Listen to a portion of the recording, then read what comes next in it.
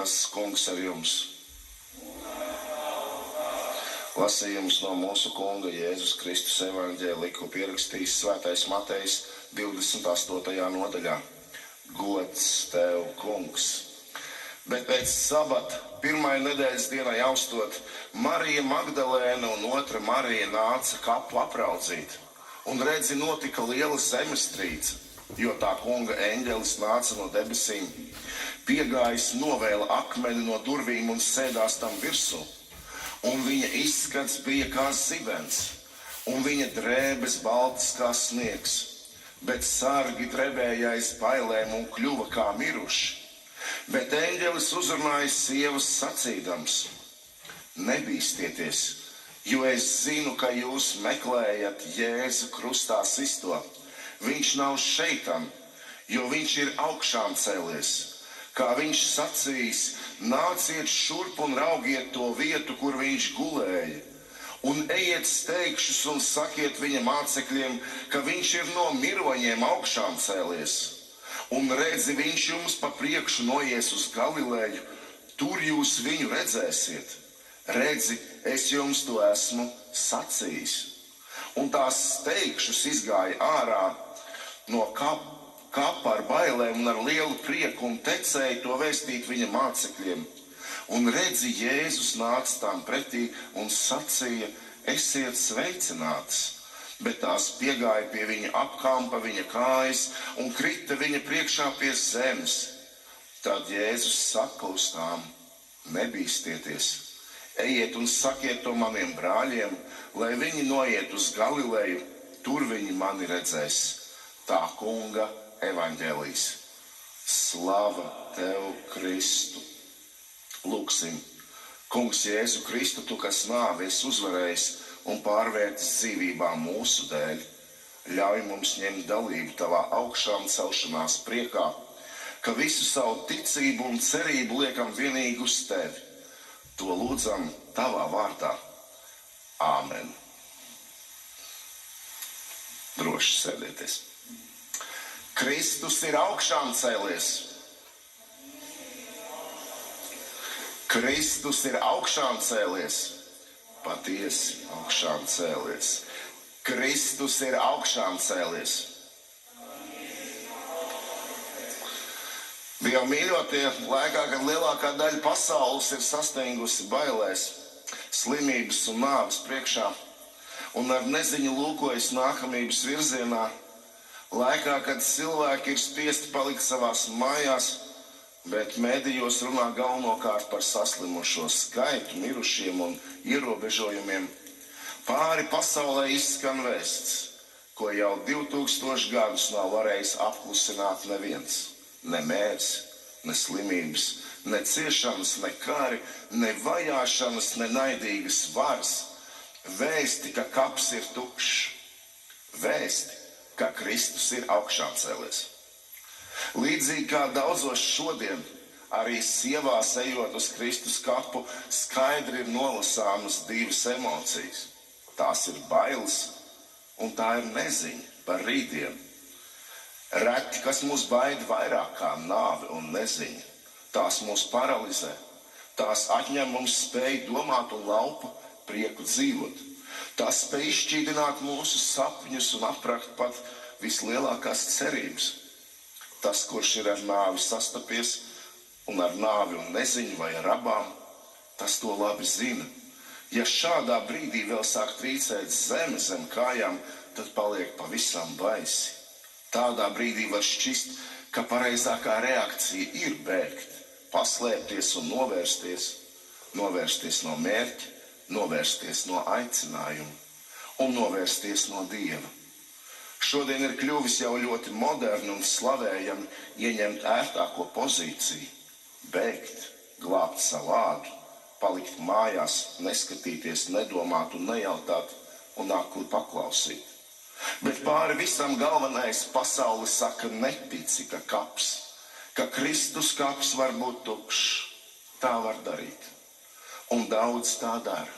Bet pajautāsim sev, vai tā dzīvojot patiešām ir iespējams glābties. No vīrusa var būt, bet no dvēseles pazudināšanas Paldies Dievam, ka redzam šajā notikumā pie sievām darbojas vēl kāds cits spēks, kas ļauj pretoties bailēm un turpināt ceļu. Tas ir mīlestības spēks, tas ir sirds aicinājums spēks, tas ir uzupurēšanās un ziedošanās spēks.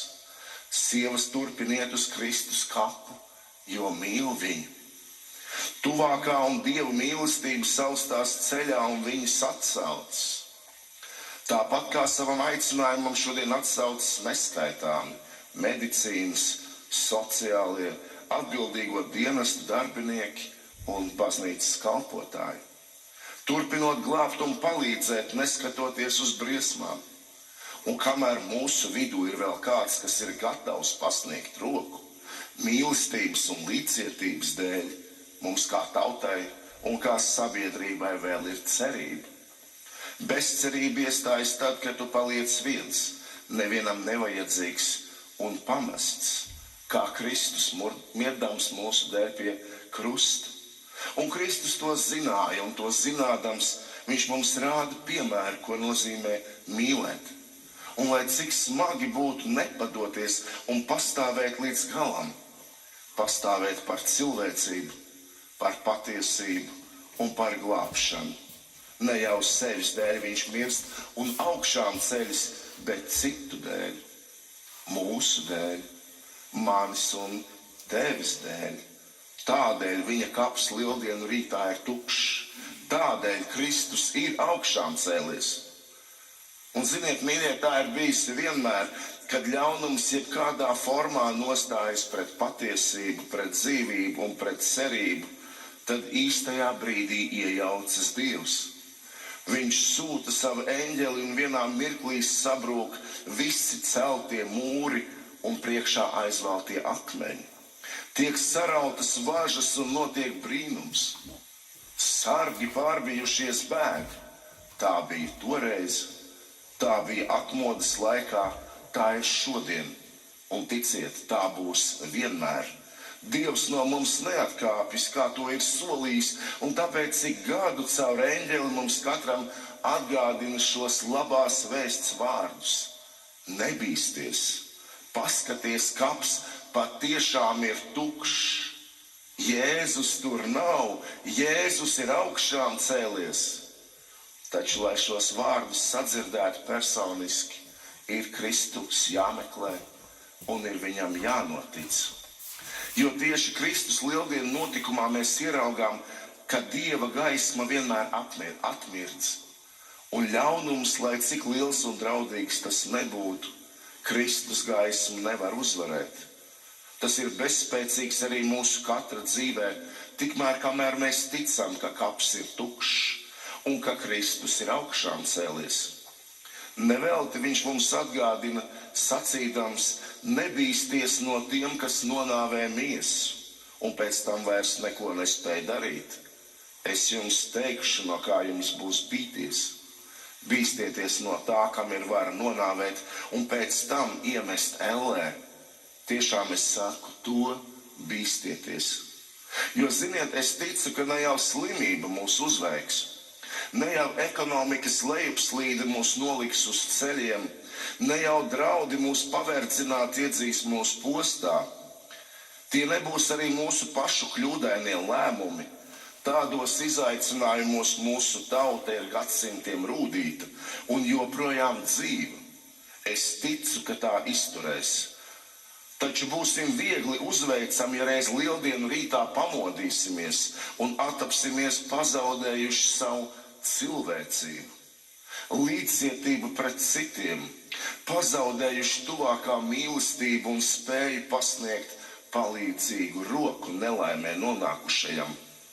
Ja būsim pazaudējuši šos 3 Jēzus teiktos vārdus – ticību, cerību un mīlestību. Ja bailes būs mūs pārmākušas gan mūsu sirdsapziņu, ja būsim aizmirsuši, ka ne jau manta un valdība, bet Dievs mūs mīl un sargā, ja būsim kļuvuši vienaldzīgi pret vēsti, ka kaps ir tukšs un ka Kristus ir augšām cēlies, tad, mīļie, bez nekāda vīrusa ar mums būs cauri. Un lai cik varana būtu mūsu labklājība un pārticība, tā nespēs mūs izglābt un mums palīdzēt. Taču, lai paliktu pie glābšanas, mums katram ir ticībā jāieiet Kristus kapā. Un jāieraug, ka tas patiešām ir tukšs. Lai arī mēs kā sievas varētu priecīgi steigties uz mājām pie saviem tuvajiem un mīļajiem un priecīgi sauktu. Kristus ir augšām cēlies. Un zini, ja tu nenovērsīsies, nenobīsies un steigsies, kur viņš tevi sauc, tad arī viņš vienīgais no visiem, kas ir augšām cēlies, pats nāks tev pretī tavā lieldienu rītā un augšām cels tevi.